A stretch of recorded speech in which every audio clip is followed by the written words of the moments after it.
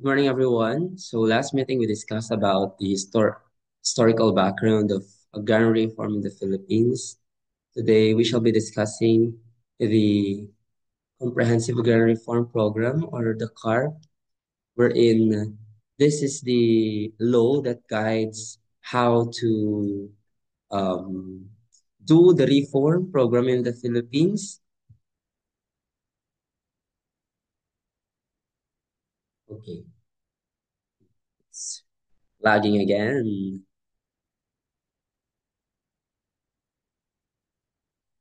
Anyway, one of the objectives.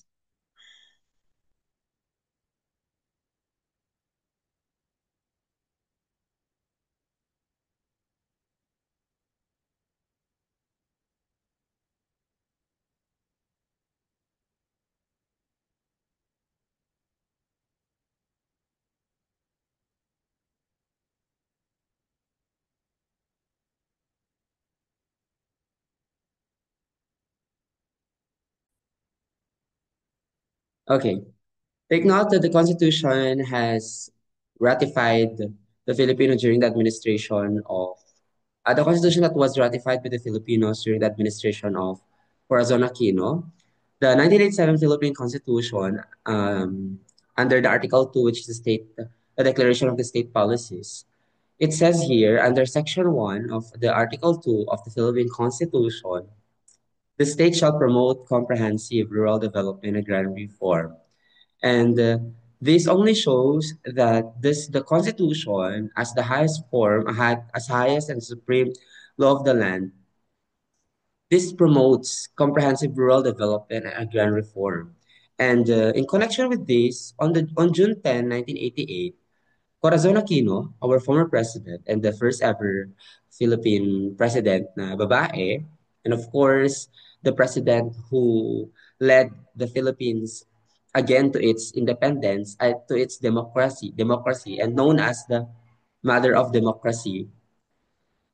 She signed a law which is known as the RA 6657, or otherwise known as the Comprehensive Agrarian Reform Law, or CARL. And this law became effective on June 15, 1988. Ano ba yung provisions ng law na to? The law states that landowners are only allowed to retain up to 5 hectares and 3 hectares per heir or takapagmana at least 15 years of age. So this law really set the boundary, the limitation, and the standard in retaining a certain area of land. Okay? And take note, landowners are only allowed to retain up to 5 hectares and 3 hectares naman ang kanilang takapagmana.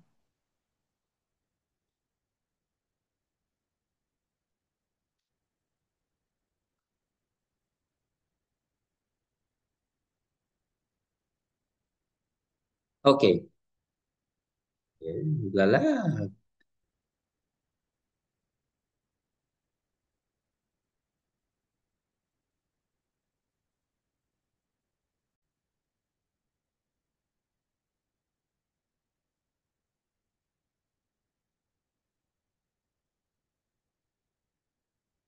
Okay.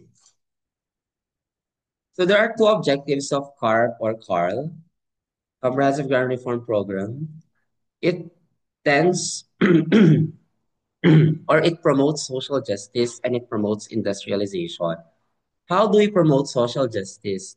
First, we have to, or the state should consider the welfare of the landless farmers with the highest consideration and prioritization. So this is how we promote social justice in the as to the CAR or the Comprehensive Grand Reform Program. And how shall the state promote industrialization? Simply by moving the nation or prioritizing sound rural development industrialization. Now, gone are those days that industrialization were very rare sightings in the Philippines or in the world because industrialization revolution, this revolution happened in the Europe. And up until now, we are still thriving for industrialization because we want that as part of our car. Okay. Behind the CARPs or the CARL's very promising features, it also indicates issues regarding its implementation, regarding its valuation, the fraudulent of land transfer. Let's start with the 10-year implementation schedule. The long agony of the farmers who have waited for their lands to be distributed has become an opportunity for the the landowners, or yeah, the landowners and mga evaders, mga landowners to tawag ito, para to evade the lands, 'di ba? First and foremost, they converted the lands to non-agricultural uses. Because agricultural lands noon, chosen agricultural lands, were up to the redistribution eh. So instead of redistributing their land, they did this by converting it to non-agricultural uses, such as industrial and residential. In that situation, they could get away from CARP. The next one, they delayed the classification of commercial farms for land redistribution. Delaying the classification of commercial farms has become an agony for the CARP to do their land redistribution. The next one, uh, they filed exemption because during that time, commercial farming was not included for CARP, because commercial farms such as the big firms that produces poultry products, aquaculture, horticulture, and the farms that are intended for mineral or mining industry, so those are not included. And even the large firms that produces um, large export products for the Philippines, they are exempted for productivity reason.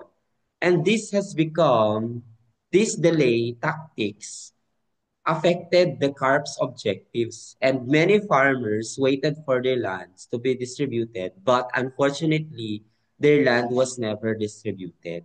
So that is one of the issues in as regards to the implementation of the CARP.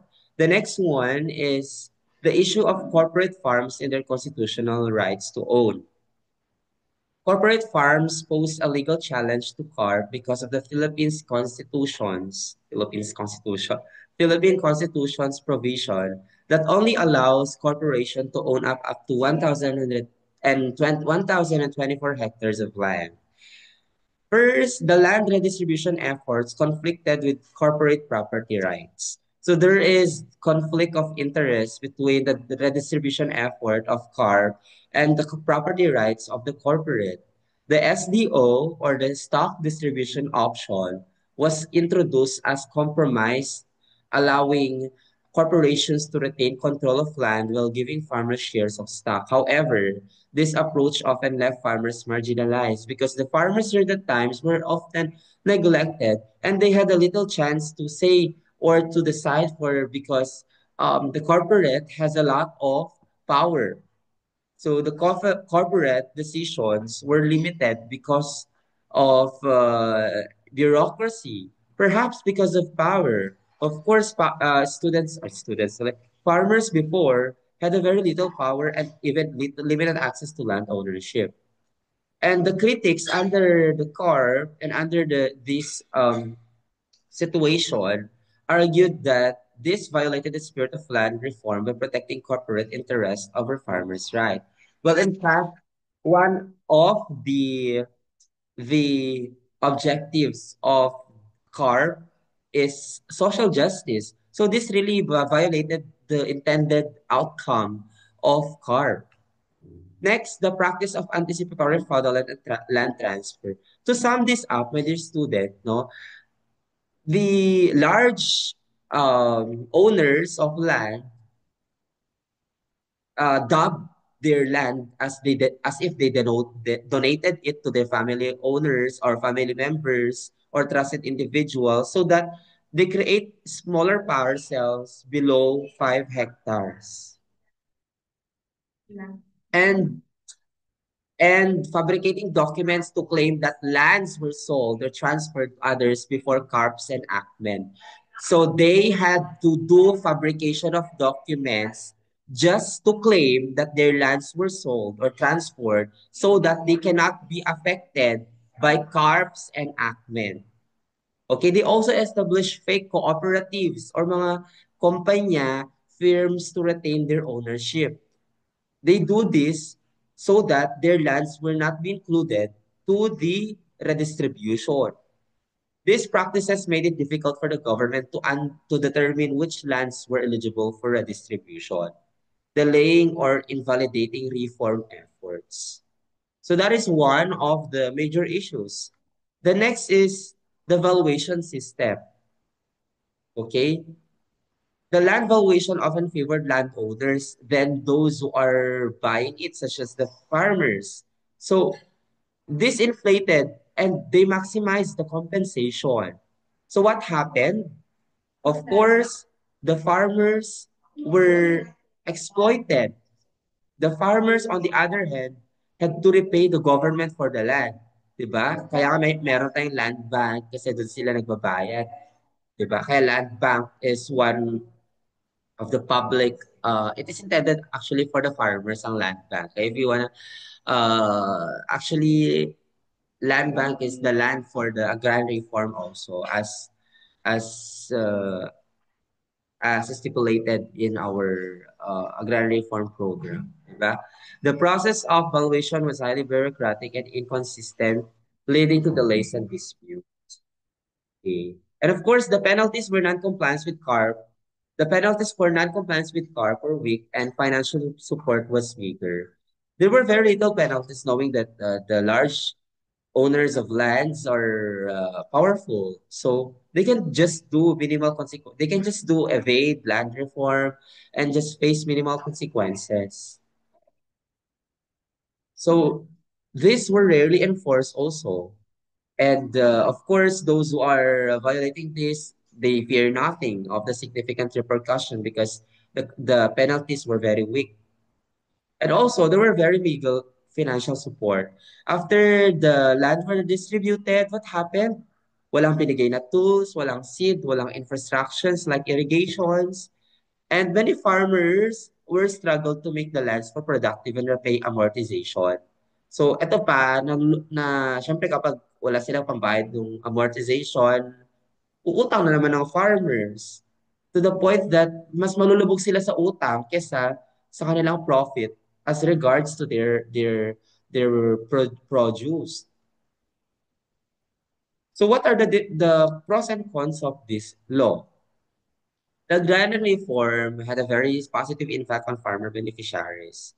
Diba? When the Philippines were declared as agrarian reform country, there were, as we compare, if we do comparative analysis with the poverty incidence, perhaps there's a slight decrease or shift between, or it's a positive shift, diba? Nabawasan ng kaunting poverty, and there is also a slight increase in non-beneficiaries. But can we settle for this very bare minimum decrease or increase of the effect of this carb? Of course, we cannot settle with this, right?